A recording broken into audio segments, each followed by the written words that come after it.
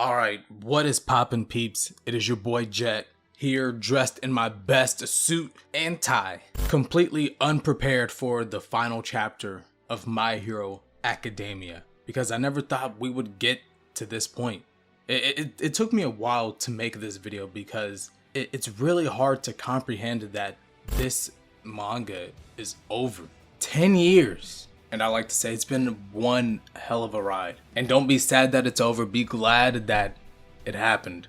Without this manga, we never would have been introduced to Yusei Run, the greatest anime OST of all time. Without this manga, we never would have been introduced to Katsuki Bakugo, the greatest character in anime and manga. And without this manga, my channel wouldn't be what it is today. And to that, I will just have to be thankful that I was able to experience this manga, grow with this manga. Actually, we all grew alongside this manga. All of us together, we became the greatest heroes. But enough of the sappy shit. Let's get into this chapter. This chapter, it hit, man. Now, My Hero Academia is not perfect. It tries a lot of things, and it doesn't always hit the mark on all of them. But when it does hit the mark, it really hits you in the feels, and that's actually one of the things that it does the best. That's why all the fights are not based on super choreographed action scenes. They're based on the emotion. And this chapter really hits you in the feels. When you look at this image on screen, you're supposed to have this feeling of, man, look at Deku and the friends that he's made along the way. You're supposed to be excited and you're supposed to feel something for each of these characters. But if we are being honest, some of these people should be in the grave or are not really that important to the story at all, or didn't have much to do with Deku. Like come on. Hey, Ojiro, we all care about him, right? Sero, he could have been cool, but he wasn't. Mineta, we all love Mineta, right? Everybody loves Mineta. But then I look at Shinzo and I see him finally in class 1A, and it hits you, man. It's like, man, that his arc alone is memorable. Shinzo is a memorable character, and I wish we had more of him. Again, it's a bittersweet ending because I wish we had more Shinzo, more Tokiyami. He could have been a top tier character. More Momo, I really loved her story. More Froppy, more Jiro, more Mina. I wish we had more of these characters to make this image hit that much harder. But nonetheless, this image still hits hard because we didn't get to see these characters evolve, grow with the Deku. But Deku did, and we know how much Deku cares about each of these characters. We open this chapter the very same way that we started this journey. People are not born equal, which is a quote that even 430 chapters later still ring true. We also get to see Koda making his grand return. You know, that dick punching twerp from the Forest training camp arc. But now he's a teenager, and it looks like he's within the hero course, which shows you how much of an inspiration that Deku was, because you remember, he did not like heroes at all. That's the exact reason why he kept punching Deku in the nuts. He didn't like heroes until he met Deku, and now he's becoming a hero just like Deku. So, who knows, we might see a side series of Koda as the main character. We get a double spread of the typical shonen catching up with all the other characters and what they're doing. Some of them that I really like is this Mirka one, which has a bullet bill on her arm. She's a Bionicle. Then we see one of the main messages of the series being preached back to us. Caring for others is the essence of being a hero. Meddling when you're not supposed to. Embodying that is what makes you the greatest. And on that day, that's when all of his friends embodied that. And One for All allowed for Deku to live that dream. And seeing what that power allowed for him to do to the world, that's the greatest gift that he can ever ask for.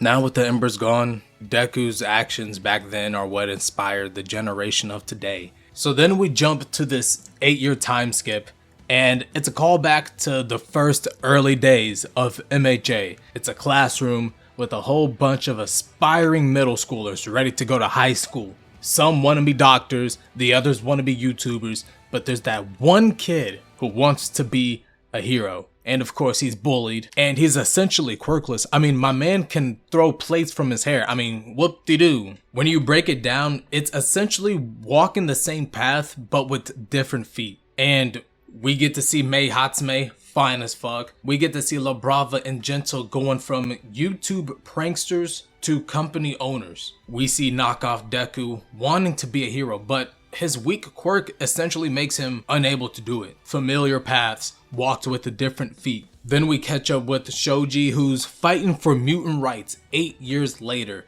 alongside Koda and Gluehead from Class 1B. And it's great to see that he's still fighting for the very thing that he said 8 years ago on that fateful day. But I really wished we had more of a build up so this can feel more important. But we see Ingenium, Froppy, Momo, Uraraka. All of them are helping the youth in their quirk counseling, the very system that failed Toga in the first place, and I'm glad to see that Uraraka is still living up to that 8 years later. We get a quick glimpse at Eri all grown up, probably in the hero course, but I don't know. Then we see Aizawa, aka black-haired Sanji, telling Deku that Bakugo is once again fallen from the very top of the hero charts to the bottom, and Todoroki is gonna pass him. And even though that's happening, Deku is glad that he was able to make an impression on both of them. Deku was essentially the catalyst for Todoroki's healing journey. He was the catalyst for Todoroki to become a hero so popular and so well respected that people don't even refer to him as Endeavor's son. And when you look at Shoto's story throughout My Hero, that hits hard. Also, you might have missed it, but there's this one panel where Deku just so happens to mention that Mirio became the #1 hero and he fulfilled Night Eye's final future sight. And we also get to hear that Monoma and fucking Mudman are rising up the charts like crazy. Dog, I remember when Monoma was nothing more than a little brat, like the one character that everyone hated more than Bakugo, and now I'm almost shedding a tear that this man is finally becoming the main character that he so wanted. But again, I wish we had a little bit more Monoma, a little bit more My Hero. This manga has changed my life forever. All we have to do is pass it down through generations and generations. Who knows, maybe we'll get a My Hero Agency, a My Hero Academia Kai Z. I don't know. If you made it this far in the video, make sure you go down in the comment section and leave a comment that says My Hero Kai Z, and you'll be priority on any giveaway I do. Trust. But we get back to the chapter, and Deku and Class 1A are not able to keep in touch, and it's mainly because he's working a regular job and they're being heroes and shit.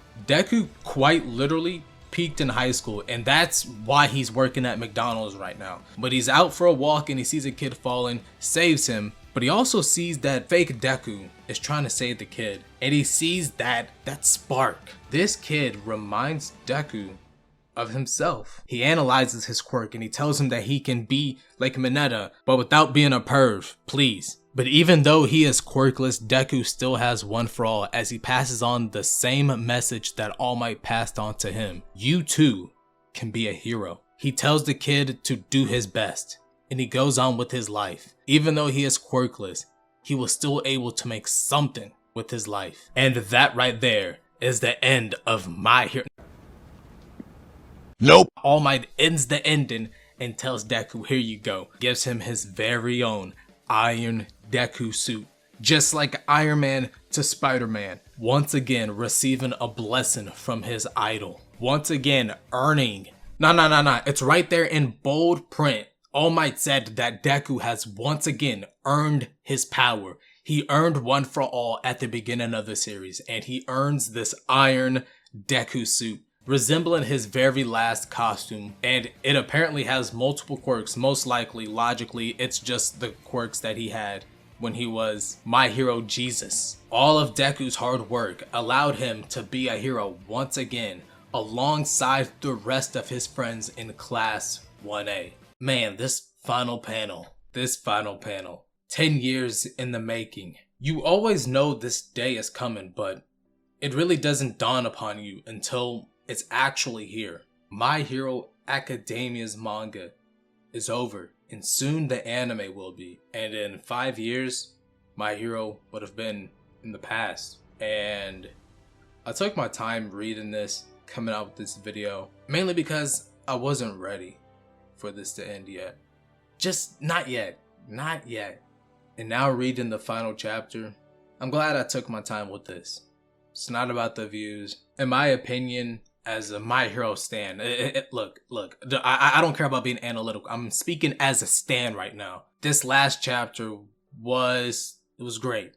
It gave us a final goodbye to most of the characters we met along the way. Kind of wish we got more Bakugo, Uraraka, Ingenium, Shinzo, you know, the characters who actually had plots. Mina, Kirishima. And even though this final panel is supposed to tell me like, hey, we all did it. I understand the message of My Hero, but some of these guys, I'm not gonna lie to you guys, I could give two fucks about.